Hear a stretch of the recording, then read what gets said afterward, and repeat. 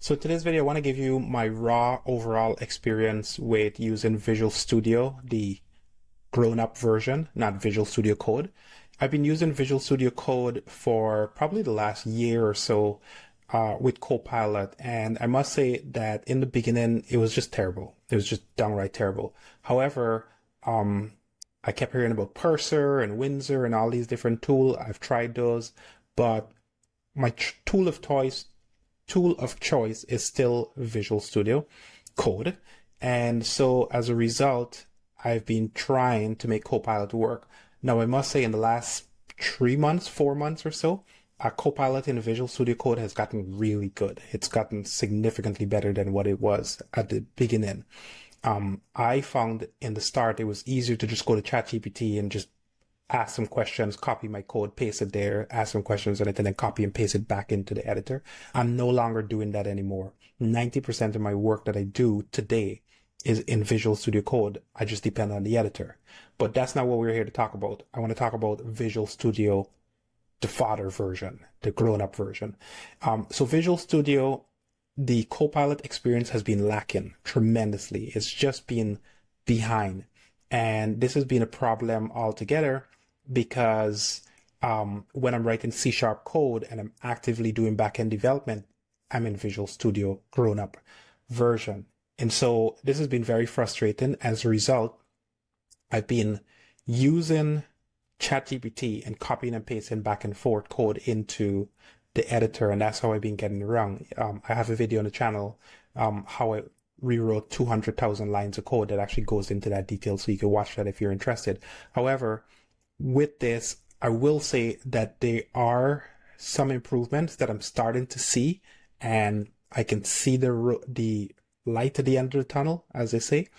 And so today I just want to talk about just my experience overall. It's not a review of the product in terms of the thing, but I want to show you real code with real problems that I'm actually solving and how it's performing. And you can sort of make your own choice from there. So let's just go into it right away. So first of all, let me show you what I got on the screen here. So this is actually real production code.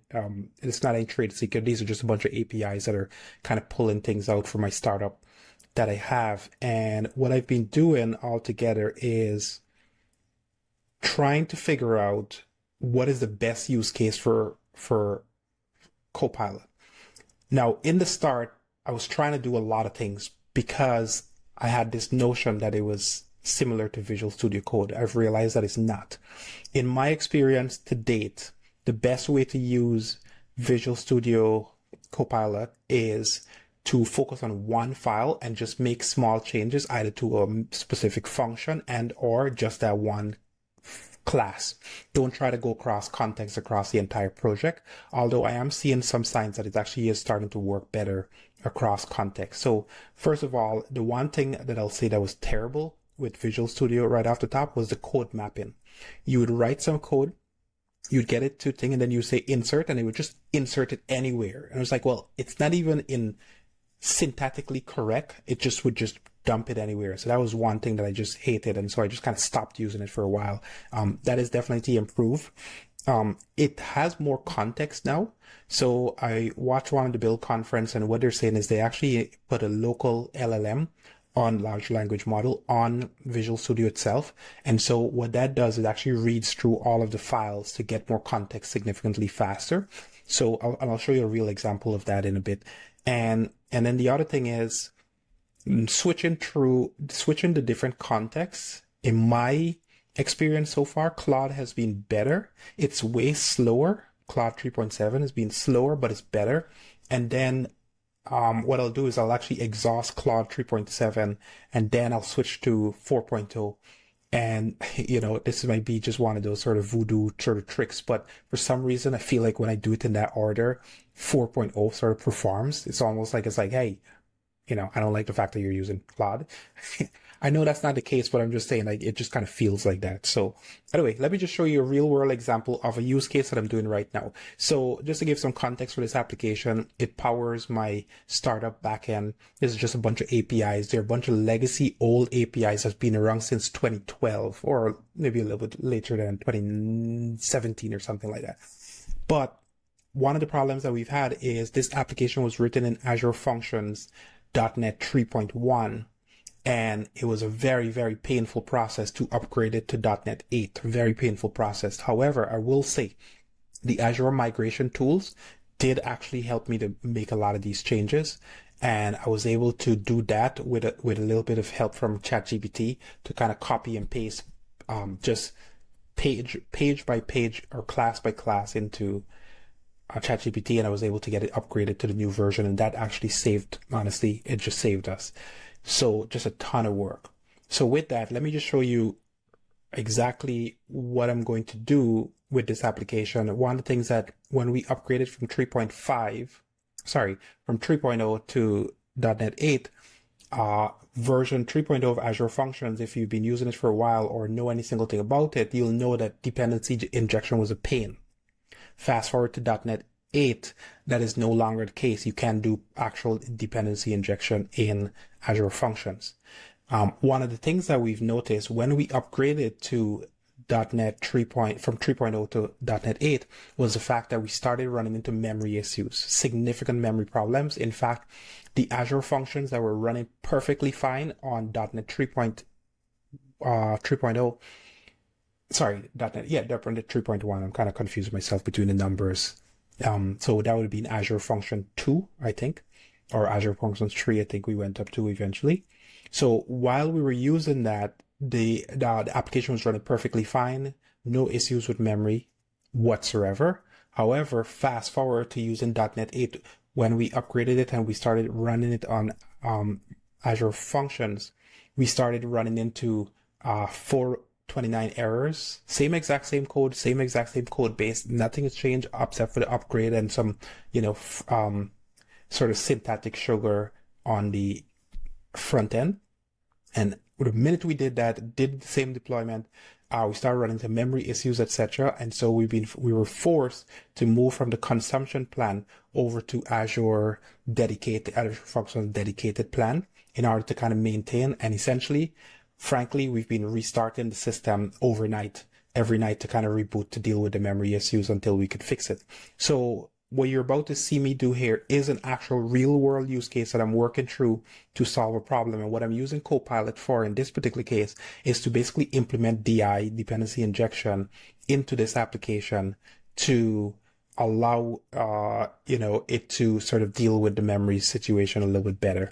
So I've already done this one method. I'm going to show you it in a bit, but I've already done this one and I'm going to do another one. So I got one prepared here. And the way that I've been doing this, honestly, we've been looking at the application insight logs, and once we find places where there's performance issues, then basically what I'm doing is I'm using that as a framework, a benchmark to go do the dependency injection into it. So here I have an Azure function. It's basically just taking in a bunch of requests and it's just doing some stuff with some employees, etc., etc. So what I'm going to do here is, so I've just been doing this all along. I thought I'd just talk about it. So it's literally, this is my script. Let's set up the dependency injection for this class and remove Sentry because I'm not using that anymore. I'm using 4.1, which is actually performing decent. 3.7 was actually working quite well, but the problem is I keep running into limits, because context limits and stuff like that, usage limits. So I switched over to 4.1, which is much better. I'm in full agent mode, and so I have the active project here. And I'm just going to basically just do submit, and then it'll let you just watch it in real time to kind of see.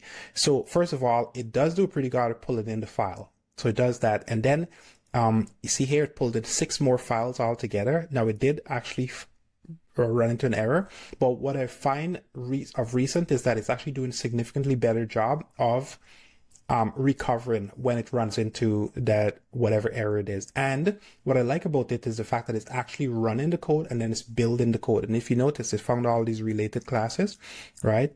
So here it's going to start making these changes, and it's just way better than what it was even just a month ago when I tried to use it. So I would definitely recommend that you at least explore what it's capable of right now. And it's doing a pretty good job of just finding and keeping the differences all together. So here, not necessarily, I don't agree with replacement of where it's putting some of these files, but that is irrelevant to this point.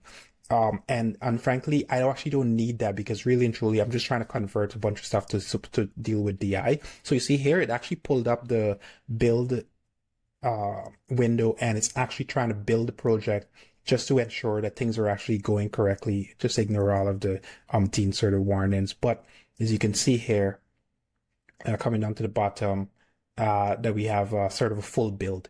And then if I come back to Visual Studio here and scroll down, the thing that I don't like about it altogether is that when it's running, you kind of don't really know when it's running. There's no pause button. It's kind of an X button here. So it's slightly different UI interface. I wish it would just communicate with the VS Code team and they would just kind of agree on a standard rather than having sort of like slight nuanced differences. And obviously they're different products, and so they have to be treated differently, but I think some standardization of the UI would be nice.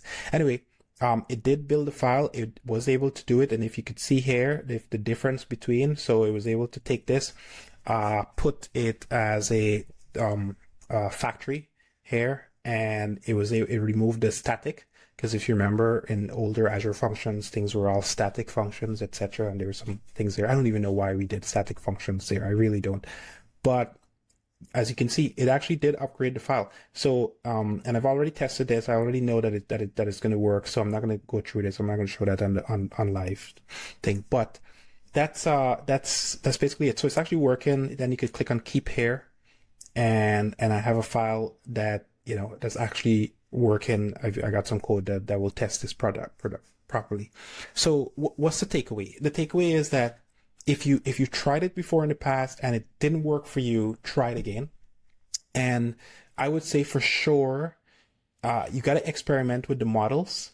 So I have not been using 4.0 because I find it to be just a stupid model. From a coding perspective, it's actually really good for asking quick questions, but from a coding standpoint, it's just garbage. 3.7 for sure, solid. Haven't really had much experience with Gemini, so can't really talk to that in this video, but definitely the latest improvements that they've made on this version is pretty good. Let me just see what version I'm on right now. So I'm on Visual Studio, so 14.2, which is the preview version, 14.2, and this is way better. So just for like getting through like mundane tasks, something that a junior developer would have to sit down and do all day long, or a senior developer would just frown upon doing, like it's able to do that very consistently all day long. And it was able to even update the program files, add those DI inside of there. So definitely recommend it. With that, if you're enjoying this video and you're enjoying this sort of like raw sort of take, I plan to do more videos like this. I'm transforming this channel into an entrepreneur, sort of tech entrepreneur channel, where I talk about every single thing related to like deep coding stuff, anywhere between C#, Go, Cloudflare, Azure Functions, that kind of stuff. If you're interested in that sort of deal, feel free to subscribe to the channel, and I'll see you in another video. Have yourself a wonderful day.